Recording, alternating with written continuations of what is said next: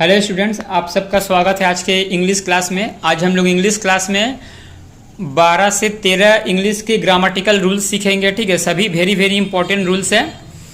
अगर आप लोग इंग्लिश में बहुत ही कमज़ोर है या जिनको इंग्लिश नहीं आता है या आप लोग मीडियम लेवल में भी है तो आप लोग के लिए ये क्लास काफ़ी अच्छा है। आप लोग आज के क्लास में काफ़ी कुछ सीख के जाइएगा।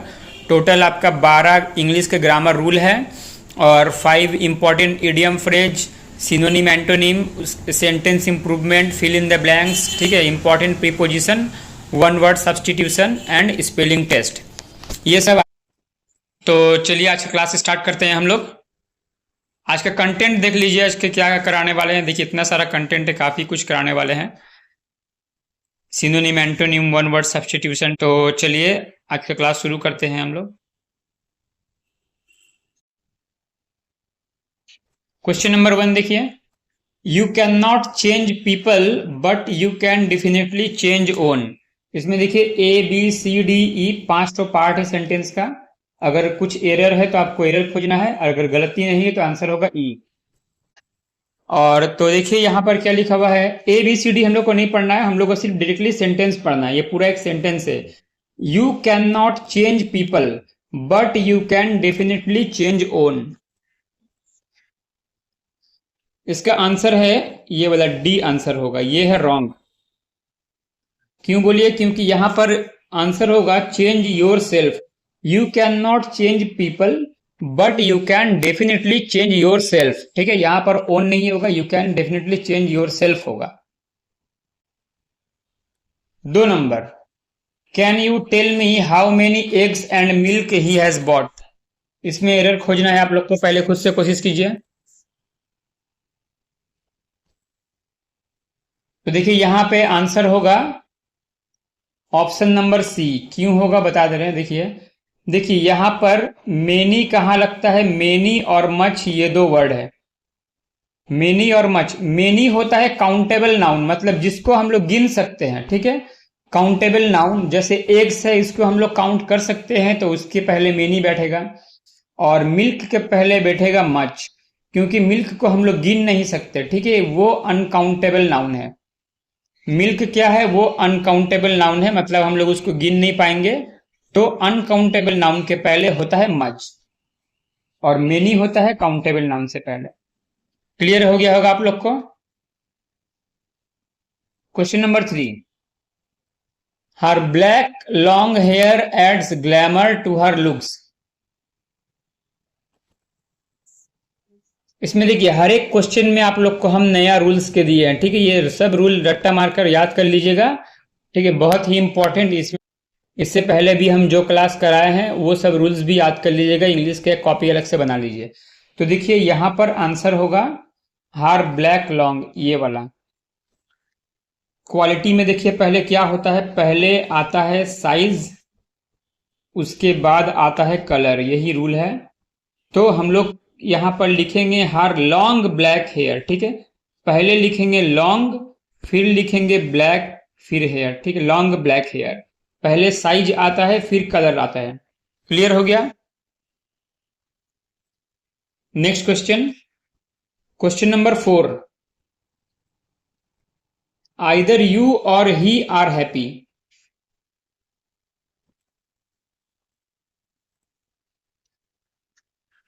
इसका आंसर होगा, देखिए यहां पर होगा आर की जगह में इज होगा। आइदर और नाइदर नॉर का रूल क्या है, जो और के बाद, इसके बाद जो सब्जेक्ट बैठता है, सब्जेक्ट जैसे ही है। ठीक है, देखिए और के बाद यहां पर ही है तो ही के साथ आर नहीं बैठता है, ही के साथ इज बैठता है। तो आंसर क्या हुआ, आइदर यू और ही इज हैप्पी। क्लियर।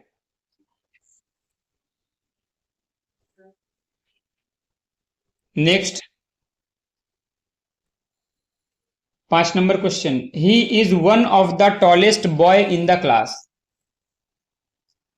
तो देखिए ये सेंटेंस का मीनिंग होता है कि वो क्लास में सबसे लंबे लड़कों में से एक है। तो ये सेंटेंस में हमेशा याद रखिए जो बॉय यहां पर नाउन है, तो यहां पर वन ऑफ दी वर्ड अच्छा से आप लोग मार्क कर लीजिए। जहां पर भी ये वाला वर्ड रहेगा वन ऑफ या वन ऑफ दी, तो उसके बाद जो सब्जेक्ट होगा वो प्लूरल होगा, प्लूरल फॉर्म में होगा। ठीक है, तो ये रूल आप लोग अच्छे से लिख लीजिए। आंसर होगा he is one of the tallest boys in the class. माने काफी सारे लड़कों में वो भी एक लंबा लड़का है। क्लियर?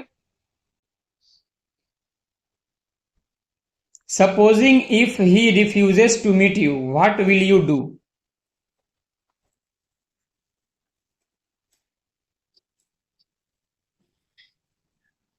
तो इसका आंसर देखिए क्या होगा, यहां पर होगा आंसर नंबर ए। इसमें एरर है। क्या एरर है जान लीजिए। तो देखिए सपोजिंग और इफ ये दोनों वर्ड एक साथ नहीं बैठता है। सपोजिंग का मतलब भी होता है कि मान लीजिए, और इफ का मतलब भी होता है अगर। ठीक है, तो दोनों वर्ड जो है कोई भी एक बैठेगा, सपोजिंग और इफ एक साथ नहीं बैठेगा। या इफ बैठाइए कि if he refuses to meet you what will you do, या फिर supposing he refuses to meet you what will you do. दोनों में से कोई भी एक होगा। ठीक है, तो इसमें हो गया एरर। तो ऑप्शन नंबर ए हो गया एरर हम लोग का। ठीक है, तो चलिए क्वेश्चन नंबर 7 करते हैं। I will meet him when he will come. इसमें हम लोग टेंस का एरर लिए हैं। ठीक है, तो देखिए सेंटेंस में अगर दो काम होगा, ठीक है, दोनों फ्यूचर में हो रहा है, तो दोनों काम फ्यूचर में हो रहा है। अगर देखिए I will meet him when he will come, जब वो आएगा तब हम उससे मिलेंगे। क्लियर? जब वो आएगा तब हम उससे मिलेंगे। तो देखिए दोनों में से पहले काम क्या हो रहा है? पहला काम हो रहा है वो आएगा, ही विल कम। फिर उसके बाद काम हो रहा है कि आई विल मीट हिम, जब वो पहले आएगा तब हम उससे मिलेंगे। क्लियर? तो अब यहां पे देखिए ऑप्शन नंबर सी में एरर है। किस लिए एरर है बता देते हैं। टेंस में अगर दोनों काम फ्यूचर में हो रहा है तो जो काम बाद में हुआ और जो काम पहले हुआ, जो पहले होगा वो उसमें प्रेजेंट सिंपल टेंस होगा, और जो काम बाद में होगा उसमें फ्यूचर टेंस होगा। क्लियर? तो क्या है, प्रेजेंट सिंपल टेंस में विल नहीं रहता है, यहां पे एक एस हो जाएगा व्हेन ही कम्स, और ये वाला जो है जो बाद में हुआ है और जो चीज बाद में हुआ है वो फ्यूचर टेंस में होगा। Next question, option number 8, if he will work hard. देखिए सेम टू सेम वैसा ही है, इसको एक बार अपने से पढ़ के खुद से करने की कोशिश कीजिए। If he will work hard he will surely get the job of his choice. अगर वो हार्ड वर्क करेगा, अच्छा मेहनत करेगा, ठीक है, कठिन मेहनत करेगा, तब वो जरूर जॉब पाएगा। तो देखिए इसमें दोनों काम फ्यूचर में हो रहा है। ठीक है, फ्यूचर में वो अगर अच्छा मेहनत करेगा तो वो फ्यूचर में जॉब पाएगा। दोनों में से कौन सा काम पहले हुआ है? पहले वो हार्डवर्क करेगा तब उसको जॉब मिलेगा। ठीक है, ये हो गया पहले, ये हो गया दूसरा। तो जो काम बाद में हो रहा उसमें विल बैठेगा, फ्यूचर में होगा, और जो काम पहले हुआ है उसमें विल नहीं बैठेगा। आंसर होगा if he works hard he will surely get this job. उम्मीद करते हैं आप लोग को समझ में आ गया होगा। क्वेश्चन नंबर नेक्स्ट, अगर नहीं भी समझ में आएगा तो वीडियो को और एक बार रिवीजन करके देख लीजिएगा। रिवीजन करके देखने से समझ में आ जाएगा। Question number 9, he may live long he said mother prayed. Said mother का मतलब हो रहा उसकी जो दुखियारी माँ है उसने क्या कहा, उसने क्या प्रे किया? ही मे लिव लॉन्ग। इसमें एरर है देखिए ऑप्शन नंबर ए में, क्योंकि प्रॉपर यूज होता है मे ही लिव लॉन्ग। ठीक है, मे ही लिव लॉन्ग, यहां पर मे पहले होगा। क्यों पहले होगा? देखिए कोई अगर ब्लेसिंग देता है किसी को तो बोलता है मे गॉड ब्लेस यू, ऐसे नहीं बोलता है कि you may God bless you. ठीक है, तो क्या बोलता है? May God bless you. May word पहले आएगा प्रे के क्षेत्र में। Next question, question number 10, all the candidates will give a test on Friday. इसमें देखिए एरर है ऑप्शन नंबर बी में, यहां पर विल गिव नहीं होगा, यहां पर होगा विल टेक। देखिए ये चीज अगर आप लोग को रूल पता नहीं होगा, ये बहुत ही अच्छा रूल है। तो देखिए स्टूडेंट अगर टेस्ट दे रहा है, हम लोग ऐसे हिंदी में बोलते हैं कि टेस्ट दे रहा है, लेकिन एक्चुअली में वो होगा student will take test, student test ले रहा है। और क्या होगा टीचर के क्षेत्र में, क्या होगा टीचर होगा यहां पर गिव। अगर यहां पर बोलेगा कि टीचर स्टूडेंटों का टेस्ट ले रहे हैं तो वहां पर वर्ड गिव आएगा। देखिए यहां पर समझने का चीज ये उल्टा आता है। All the candidates will take a test on Friday. Clear? Will take a test का मतलब ही हो रहा है कि स्टूडेंट लोग टेस्ट देगा। नेक्स्ट,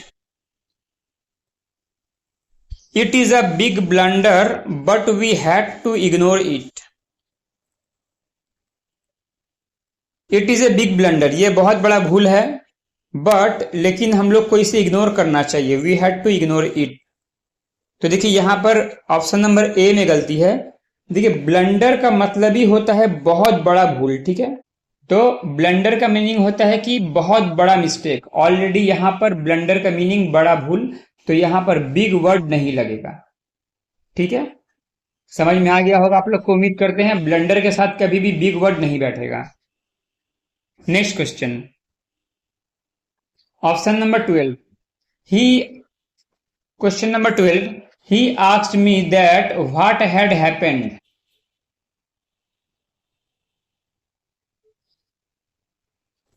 इसका आंसर होगा बी। बी वाला होगा आंसर, ठीक है। इसका आंसर होगा, क्यों होगा देखिए, WH क्वेश्चन के पहले कभी भी हम लोग दैट नहीं देंगे। अगर यहाँ पे व्हाट के बदली व्हेन रहेगा, ठीक है, या फिर विच रहेगा, या फिर व्हेन रहेगा, कोई भी एक तो वर्ड रहे, हु, विच, व्हाट, हाउ, तो यहां पर दैट का प्रयोग नहीं होगा। क्लियर? रूल को आप लोग लिख लीजिएगा। चलिए ग्रामर पोर्शन खत्म हो गया। हम लोग अब idiom, phrase, synonym, antonym, one word substitution ये सब करेंगे। तो चलिए पहला क्वेश्चन देखिए, an olive branch. Olive branch का मतलब होता है एन ऑफर टू पीस, शांति का प्रस्ताव रखना, ठीक है। An offer to of peace का मतलब होता है शांति का प्रस्ताव रखना। 14 number, white wash, to white wash. देखिए घर का व्हाइट वॉश जब हम लोग करते हैं, इसका मतलब क्या होता है कि मैंने घर पे अगर दीवार में कुछ गंदगी लगा हुआ है तो वो सब साफ हो जाएगा। और इसका मतलब होता है टू रिट्राइव डैमेज रेपुटेशन। और क्या मीनिंग होता है, hide damage reputation of something और समवन। मतलब किसी का कुछ अगर खराब रेपुटेशन है तो वो चीज को छुपाना, किसी की खराबी को छुपाना। Next 15 number, brown study. Brown study का मतलब होता है डीप इन थॉट। इसका मतलब हो रहा है कि मैंने किसी के ख्यालों में खो जाना, अपने विचारों में लीन। देखिए हिंदी में भी मीनिंग लिख दिए हैं, अपने विचारों में लीन। Next question number 16, spick and span.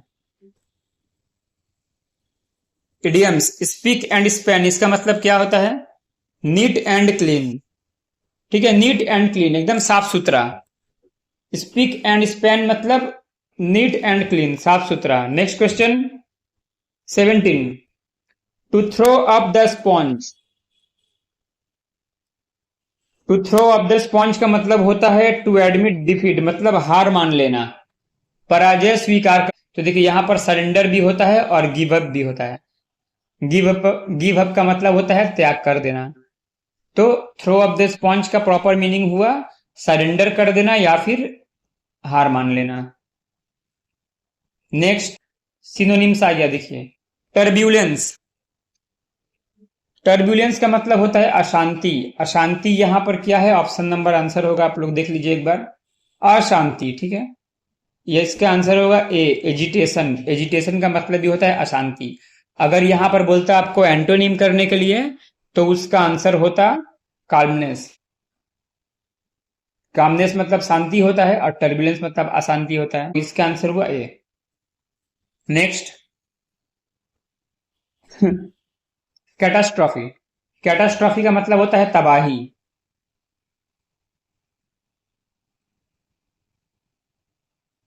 Answer होगा इसका कैलामिटी। कैलामिटी का मतलब भी होता है तबाही, ठीक है, इसका सिनोनिम है, समार्थक शब्द है। एंटोनिम्स इसके बाद देखिए, टैसीटर्न मीनिंग लिख लिए, मीनिंग दिया हुआ है यहाँ पर, अल्पभाषी जो बहुत कम बातचीत करता है। टैसीटर्न का मतलब होता है जो बहुत कम बात करता है। लोकस मतलब बहुत ज्यादा बातचीत करने वाला। 21 नंबर डेप्लोर। डेप्लोर का मतलब होता है दुख मनाना, शोक, शोक मनाना, विलाप करना। इसका सिनोनिम देखिए यहाँ पे दिया हुआ है मोर्न, ठीक है, ये इसका सिनोनिम होगा, लेकिन हम लोग को एंटोनिम खोजना है। एंटोनिम है प्रेज। प्रेज मतलब होता है, देखिए ऐसे होता है, प्रेज माने किसी का तारीफ करना, खुशी में तारीफ करना, ठीक है। डिप्लोर का मतलब होता है दुख में कुछ बोलना, विलाप करना, और प्रेज मतलब खुशी में करना। और बाकी चार ऑप्शन, बाकी तीन ऑप्शन में से कुछ भी मैच नहीं हो रहा है। चलिए नेक्स्ट क्वेश्चन देखते हैं। One morning I went out with my cousin which is the lawyer.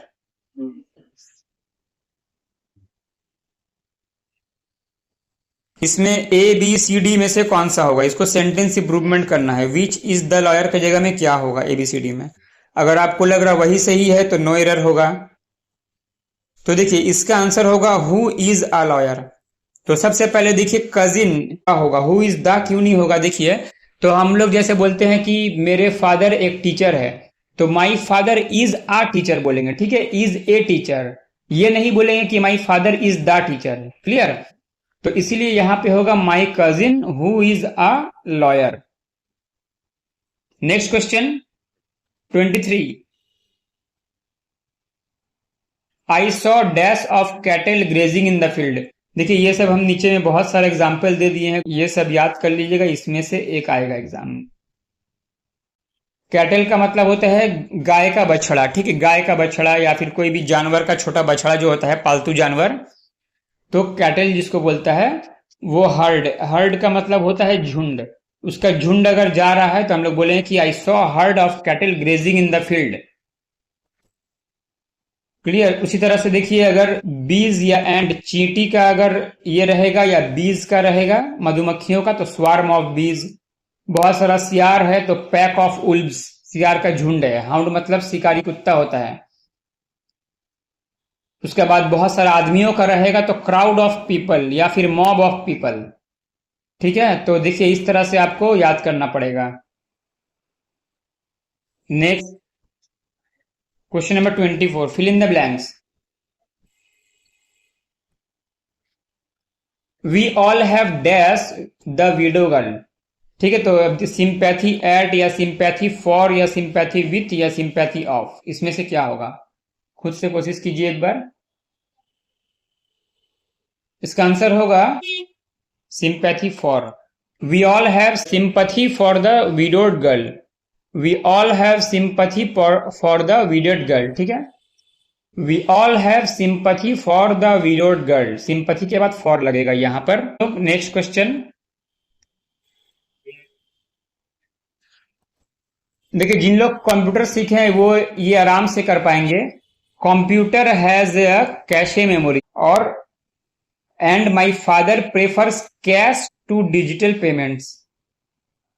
तो आंसर हो गया पहले कैशे होगा फिर कैश होगा, मतलब option number B answer.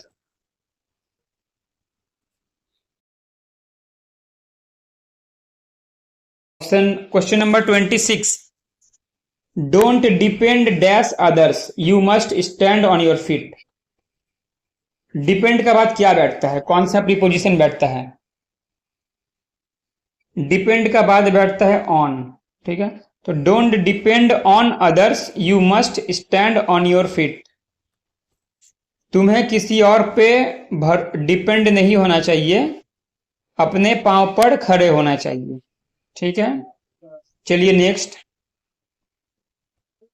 Stay dash your limits, in on with in या एट। आंसर होगा stay within your limits, अपने लिमिट के अंदर रहो, बोलते हैं हम लोग कभी कभी, तो stay within your limits. Question number 28। The strike has been called dash, O F off होगा या एट होगा या फिर ऑफ होगा या फिर बाई होगा? यहां पर होगा ओ डबल एफ ऑफ। ठीक है, तो इसका मीनिंग लिख लीजिए। कॉल ऑफ का मतलब होता है स्थगित कर देना। ठीक है, स्थगित कर देना, sorry O double F off, postpone करना, डिले करना। नेक्स्ट, वन वर्ड अब है one word substitution. One word substitution के बाद हम स्पेलिंग करेक्शन कराएंगे, तो आप लोग क्लास को अच्छे से कीजिए। तो देखिए, the study of growing garden plants,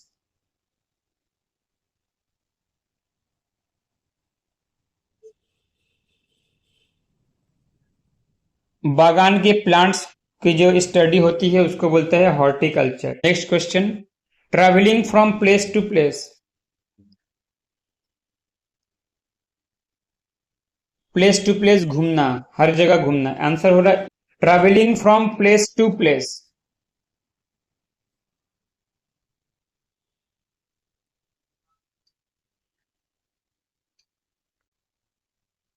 nephrologist या पेडियाट्रिस्ट, ऑर्थोपेडिस्ट या ऑन्कोलॉजिस्ट? आंसर है नेफ्रोलॉजिस्ट। ओके, किडनी के स्पेशलिस्ट को हम लोग बोलते हैं नेफ्रोलॉजिस्ट। किडनी का देखिए, किडनी का जो यूनिट होता है उसका नाम है नेफ्रॉन। किडनी का यूनिट को नेफ्रॉन बोलता है, तो वही नेफ्रॉन से नेफ्रोलॉजिस्ट आया है। Clear? Next, a person who enters without any invitation, without invitation के जो आता है उसको क्या बोलता है? इंट्रूडर। ठीक है, a person who enters without any invitation, बिना दावत के कहीं पर चले जाना, बिना किसी के बुलाए कहीं पर चले जाना, वो होता है intruder. Next 33 number, fear of Heights, ऊंचाई से डर लगना, ऊंचाई से डर लगना, इसका मीनिंग होता है एक्रोफोबिया। एक्रोफोबिया का मतलब ऊंचाई से डर लगना। Next, spelling test. टोटल हम 38 क्वेश्चन लिए हैं, अब टोटल 5 स्पेलिंग टेस्ट है। ये सब बहुत जरूरी है, इंपॉर्टेंट है, कर लीजिए इसको अच्छा से। ये चारों में आपको करेक्ट स्पेलिंग खोजना। देखिए यहां पर क्वेश्चन हम लिख दिए हैं, फाइंड करेक्ट स्पेलिंग, कौन सा करेक्ट है आपको खोजना है। हिंड्रेंस का स्पेलिंग सही है, क्योंकि देखिए कॉरेस्पॉन्डेंस में यहां पर डबल आर लगता है, एक सिंगल आर है। इंश्योरेंस में भी RANCE होता है, और एश्योरेंस में भी यहां पर assurance RANCE। Clear? Next, correct spelling खोजिए इसका भी। जो हमारा चैनल फॉलो करते हैं वो उनको पता होगा, हम ये क्वेश्चन अपना पोस्ट में दिए थे। ये चारों में क्या सही है बताइए? इमेजिनरी, डिक्शनरी, स्टेशनरी या फिर इटिनरी? आंसर है स्टेशनरी, इसका स्पेलिंग सही है, बाकी सबका गलत है। इमेजिनरी में भी ये ई नहीं होगा, लास्ट में ए होगा।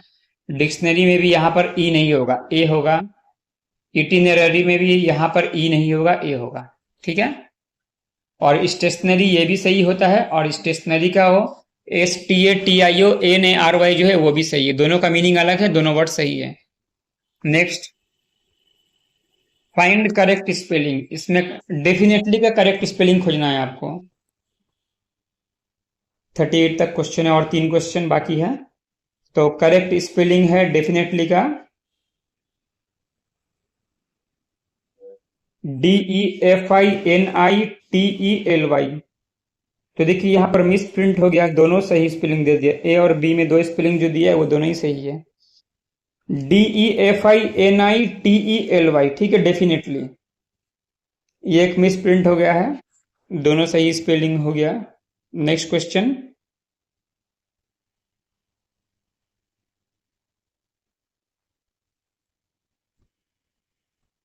मिलियनेयर का करेक्ट स्पेलिंग खोजिए। मिलियनेयर, एक बार आप लोग देख लीजिए, खुद से देखिए, सेल्फ टेस्ट लीजिए। आंसर ऑप्शन बी, मिलियनेयर का सही स्पेलिंग है MILLIONAIRE। चलिए last question, question number 38। Question number 38 सही स्पेलिंग बताना है। स्पेलिंग है option number A, omitted, OMITTED। चलिए आज का क्लास यहीं तक, मिलते हैं अगले वीडियो में।